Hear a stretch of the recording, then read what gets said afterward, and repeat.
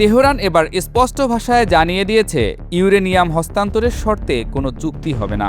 ইরানের পররাষ্ট্র মন্ত্রণালয়ের মুখপাত্র ইসমাইল বাঘাইয়ের এই বক্তব্য এখন মধ্যপ্রাচ্যের চলমান সংকটের সবচেয়ে বড় অচলাবস্থায় পরিণত হয়েছে।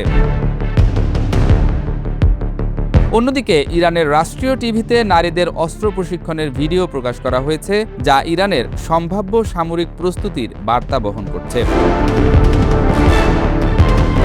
ইউরেনিয়াম ইস্যুতে ইরানের এই অবস্থান শুধু কূটনৈতিক বক্তব্যে সীমাবদ্ধ নেই, এটি ট্রাম্প প্রশাসনের উপর সরাসরি চাপ। কারণ ডোনাল্ড ট্রাম্প বারবার দাবি করে আসছেন ইরানের সমৃদ্ধ ইউরেনিয়াম শেষ পর্যন্ত যুক্তরাষ্ট্র নিয়ে নেবে। এমনকি তিনি ইঙ্গিত দিয়েছেন প্রয়োজনে সামরিক শক্তি ব্যবহার করেও এই ইউরেনিয়াম নিয়ন্ত্রণে নেওয়া হতে পারে। কিন্তু ইরান এখন বলছে সমৃদ্ধ ইউরেনিয়াম দেশের বাইরে যাবে না এবং এটিই তাদের রেড লাইন। সবচেয়ে গুরুত্বপূর্ণ বিষয় হলো ইরান এখন আলোচনার কাঠামোই বদলে দিতে চাইছে। তেহরান চাইছে প্রথমে যুদ্ধ বন্ধ, নিষেধাজ্ঞা প্রত্যাহার এবং হরমুজ সংকট সমাধান হোক, পরে পারমাণবিক আলোচনা। ইরান পারমাণবিক ইস্যুকে তাৎক্ষণিক ছাড় হিসেবে ব্যবহার করতে রাজি নয়। আল জাজিরা জানিয়েছে পাকিস্তানের মাধ্যমে পাঠানো ইরানের আগের প্রস্তাবেও মূল ফোকাস ছিল যুদ্ধ বন্ধ করা, ইউরেনিয়াম সমৃদ্ধকরণের কার্যক্রম থেকে পিছু হটার কোনো প্রস্তাব সেখানে ছিল না। এ কারণেই কাতার ও পাকিস্তান অত্যন্ত গুরুত্বপূর্ণ মধ্যস্থতাকারীতে পরিণত হয়েছে।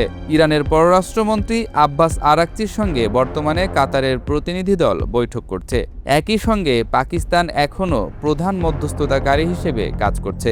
বিশ্লেষকদের মতে ইসলামাবাদ ও দোহা উভয়ই চেষ্টা করছে যুদ্ধবিরতি টিকিয়ে রেখে অন্তত সীমিত একটি রাজনৈতিক সমঝোতা তৈরি করতে। কিন্তু আসল সংকট হচ্ছে অবিশ্বাস।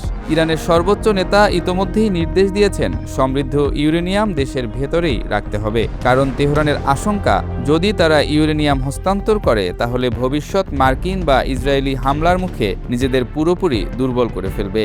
ইরানি নেতৃত্ব এখন বিশ্বাস করে ইউরেনিয়াম হারানো মানে কৌশলগত প্রতিরক্ষা হারানো।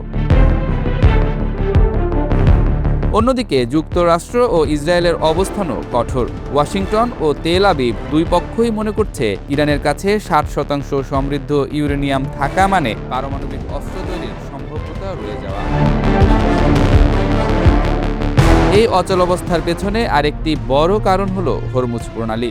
যুদ্ধের পর থেকে বিশ্ব জ্বালানি বাজারে চাপ রয়েছে। ইরান চাইছে হরমুজের উপর তাদের নিয়ন্ত্রণ আংশিকভাবে আন্তর্জাতিকভাবে স্বীকৃত হোক, এমনকি নতুন পরিবহন ব্যবস্থা গঠনের কথাও উঠেছে। কিন্তু যুক্তরাষ্ট্র ও উপসাগরীয় দেশগুলো এটিকে অগ্রহণযোগ্য বলছে।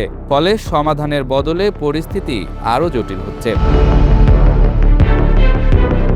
বিশ্লেষকদের মতে ট্রাম্প প্রশাসনের সামনে এখন দুটি পথ। একদিকে আপোষ করে আংশিক সমঝোতায় যাওয়া, অন্যদিকে আবারও সামরিক চাপ বাড়ানো। কিন্তু সমস্যা হলো নতুন হামলা হলে শুধু ইরান নয়, পুরো মধ্যপ্রাচ্য আবার বড় সংঘাতে জড়িয়ে পড়তে পারে। তেলের বাজার, বৈশ্বিক শিপিং, এমনকি ইউরোপ ও এশিয়ার অর্থনীতিও নতুন ধাক্কা খেতে পারে। এই মুহূর্তে ইরানের নো ডিল বার্তা দেখাচ্ছে যুদ্ধবিরতি থাকলেও প্রকৃত শান্তি এখনও অনেক দূরে। ইউরেনিয়াম শুধু পারমাণবিক উপাদান নয়, এটি এখন ক্ষমতা, নিরাপত্তা এবং ভূ রাজনৈতিক প্রভাবের প্রতীক হয়ে উঠেছে। আর সেই কারণেই ওয়াশিংটন ও তেহরানের এই টানাপোড়েন এখন শুধু পারমাণবিক সমঝোতা নয়, বরং ভবিষ্যৎ মধ্যপ্রাচ্যের ক্ষমতার ভারসাম্য নির্ধারণের লড়াই।